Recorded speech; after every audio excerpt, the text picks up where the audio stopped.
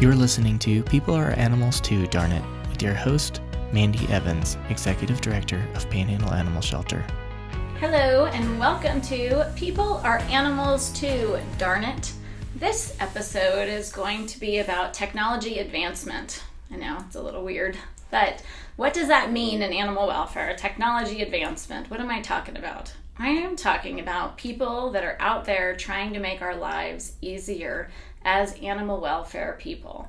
In shelters, we are bombarded with a need in our community, and people are trying to help us reduce the amount of effort it takes to care for the pets or the animals in our care, which is amazing. A few of these advancements that have been life-changing for us at our shelter is Acel or Rescue, the kennel disinfectant cleaner. Oh my gosh, amazing. We used to have to use multiple cleaners. It's really been a wonderful gift for us. The other one is microchips. Microchips is an awesome thing for us. We were able to find the families of stray animals much faster than we used to in the past. And then the other one is, and I think this is the biggest one, is the fact that veterinary medicine now has an entire specialty area for shelters. Mind-blowing, helped us tremendously. The work we've done with the University of Wisconsin on streamlining our processes, our cleaning, our vaccine processes, everything. It's been amazing. But one area of the technology advancement that really bugs me is when people are trying to create a way for us to work with our community less. So they're trying to create avenues that make it easier for us to help our community without talking to them. It really bugs me because our job is to work with our community. We are trying to help our community, and to do that, we actually need to communicate with them. So customer service is important, and I feel like there's so many areas in our lives where people are trying to cut that out. Even just trying to call the phone company or check on an order. You're sent through this call tree, you can do it online, you can text people, you can do all this stuff, but talking to a person, oh my gosh, it is incredibly difficult. We don't want that in animal welfare. I feel like sometimes we are hypocritical in animal welfare. We say that we support this relationship and this connection between an animal and a human, and yet we act as though it's a transaction. Yes, your pet came into us as a stray, and instead of us saying, oh my gosh, here's your pet back, we say, where's your $50? Oh, you can't afford the $50? All right, then I'm sorry, but I'm not giving you your animal back. We aren't Redbox. We don't just get to make it easy on us while hurting our community. We should be there for them. We need and should accept the idea that it's okay for us to be inconvenienced, because that is our job. Our job is to support our community. It's to support the loving connection between pets and people. Because you love pets doesn't mean that everybody else doesn't.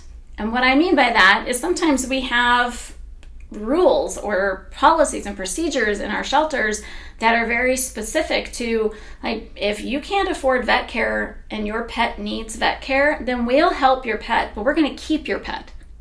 That diminishes the human-animal bond. It diminishes the relationship. So you're saying the relationship you have with your pet is more important than the poor person who can't afford the treatment? I think not. I think we're in the relationship business, that we need to be focused on helping people and pets stay together and helping animals stay out of shelters. And it means doing the hard work. It means communicating on a regular basis with our community. It means empowering them, trusting them, and allowing them to help their pet. It means being inconvenienced by them. And I get it. We all need to have a weekend. We all need to take a break. It can be hard work.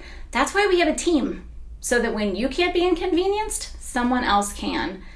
I want us to try to remember that advancement doesn't mean that we have to make everything easy. Advancement is looking at ways that we can make things better. It doesn't mean disconnecting with our community. Let's not put time and energy into creating things that make it harder for our community to work with us.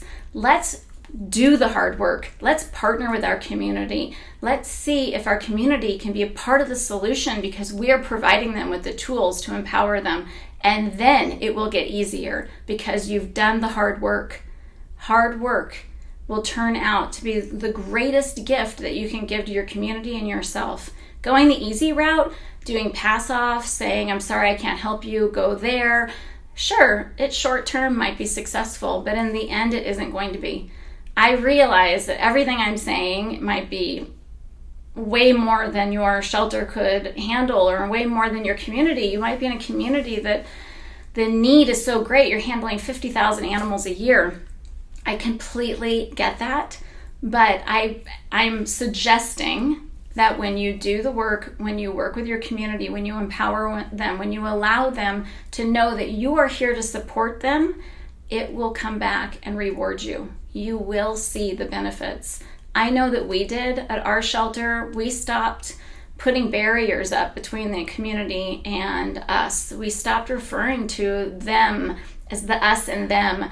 We started to really empower them with tools, training them, asking for grants that would allow us to be able to work with our community better.